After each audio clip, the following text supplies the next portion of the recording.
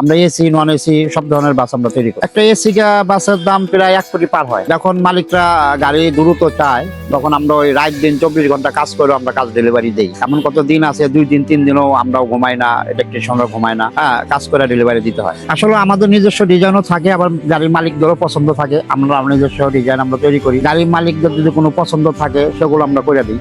আসলে আমি একজন টেকনিশিয়ান, আমি আসলে লাইনটা হেল্পার থেকে মিস্ত্রি থেকে গ্যারেজ মাল। আমি একটা টেকনিশিয়ান, আমি ছোট থেকে এই কাজ শিখছি। শেখার পরে মনে করেন একটা টেকনিশিয়ান হয়েছি, হওয়ার পরে এই গ্যারেজ ওয়ার্কশপ করছি, এখন কাজ করতেছি। এগুলো বিভিন্ন প্রতিবন্ধক আসে, মার্কেট থেকে কাজ আনাটা খুব টাফ ব্যাপার। এগুলো অনেক মানে মানুষের সাথে লেউজি করে কাজ আনতে হয়, আইনা পরে কাজ করে মানুষকে ডেলিভারি দিতে হয়। আইসারের ভিতর বাস তৈরি হয়, আইসারের ভিতর বডি তৈরি। আমরা খালি বডিটা তৈরি করি। আইসারের ভিতরে হয়, ওয়ানজের ভিতরে হয়, টাটার ভিতরে হয়, বিভিন্ন চেজের উপর আমরা বডি তৈরি।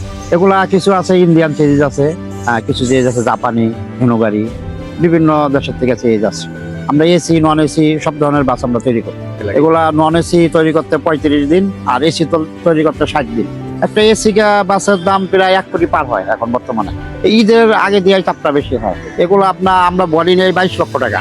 ওই শুরুর থেকে আমরা মনে করেন যখন চেজিসটা আমাদের দেয় তখন আমরা আড়া বসাই, স্ট্রাকচার তৈরি করি, টিন লাগাই, এভাবে কোয়ালিটি করে গাড়িটা তৈরি করা হয়। এগুলা মনে করেন আমার ওয়ার্কশপে 20-22 জন শ্রমিক আছে। একটা বাস করতে মনে করেন একটা ওয়ার্কশপে একটা বাস থাকে না, 2টা 10টা 5টা বাস থাকে। সব মিলিয়ে আর কাজ করা হয় কি ট্রেন সিস্টেম আর কি। ওয়াইটা করতেছে মিলে একটা বাস করতে আমাদের 30-35 দিন সময় লাগে। আসলে আমাদের নিজস্ব ডিজাইনও থাকে, আবার গাড়ির মালিকদেরও পছন্দ থাকে। আমরা নিজস্ব ডিজাইন আমরা তৈরি করি। গাড়ির মালিকদের যদি কোনো পছন্দ থাকে সেগুলো আমরা করে দিই। আমি 30-35 বছর ধরি। আসলে এই হাত ধরে আমার বড় ভাই হাত ধরে আমি এই লাইনে আসা। এটা বহুত ইতিহাস আছে, এগুলো বলতে অনেক সময় লাগবে। বলার বিষয় কি বলবো, কাজের সময় কত কিছু হয়ে যায়, অত তো খেয়াল থাকে না। আমার এই মুহূর্তে আসলে খেয়াল আসতেছে না, কি বলবো আপনাকে। এখন এই বাস অর্ডার করছে, বাস নেয় না এমন ধরনের কাহিনী হয় নাই, কিন্তু টাকা পয়সা নিয়ে তো লেনদি হয় মাঝে সাথে মালিকদের সাথে। আসলে একটা মালিক ঢোকানোর পরে দেখা যায় কি আমাদের 5 লাখ 10 লাখ টাকা অ্যাডভান্স করে। আমরা কাজ করতে থাকি, কাজও করতে থাকি, মালিকদের কাছে টাকাও কানেকশন করি।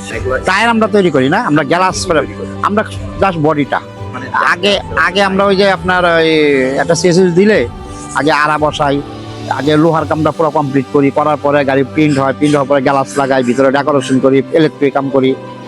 এগুলা কইরাই গাড়ি ডেলিভারি দিতে হয়। আসলে একটা গাড়ি ভালো হলে তো অবশ্যই অনুমতি ভালো লাগে, 5 জনে ভালো বললে অবশ্যই ভালো লাগে।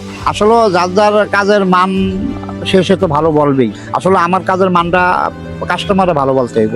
আমি তো কই আমার কাজ ভালো হয়, আবার আরেকজনও বলবে ওনার কাজ ওনার ভালো হয়। আসলে এটা পাবলিকরা এটা মানে গাড়ির মাহাজনটা এটা করবে, রিসার্চ করবে যে কাজটা ভালো।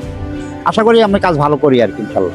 এই যে আমার মোবাইল নাম্বার আছে, আমার ঠিকানা আছে, আমার কেকে বডি বিল্ডার্স পালপাড়া ঘাট, কেকে বডি বিল্ডার্স পালপাড়া ঘাট আমার ঠিকানা। আমার নাম মোহাম্মদ আবুল কালাম। ঈদ উপলক্ষে তো বাস ছিল, অনেকগুলো ডেলিভারি হয়েছে। এখন ওই যে আরো 3টা গাড়ি আছে, ডেলিভারি হবে আর 7টা গাড়ি পর্যন্ত আমরা ডেলিভারি দিব আর কি। দেশের বাইরের থেকে আসে, এগুলা কোরিয়া আছে, জাপানি আছে, বিভিন্ন দেশের আছে। আসলে এই পরিবহন ব্যবসাটা লাভজনক, কিন্তু দেশের যে সিচুয়েশন এখন বর্তমানে, এই সিচুয়েশনের মালিকরা অনেক ক্ষতিগ্রস্ত। এই যে এখন একটা সমস্যা হচ্ছে, তেল পাচ্ছে না। মার্কেটে তেল নাই, মালিকরা অনেক মানে ইয়ার ভিতরে আছে। ঈদের বাজার কিভাবে তারা কি করবে, পাম্পে তেল নাই, বিভিন্ন জায়গায় আইসা ওনারাও অথচ ব্যবসা করতে পারে না ঠিক মতো। তারপরেও ভালো, সবাই ভালো করছে, আসলে ভালো করতে পারবে।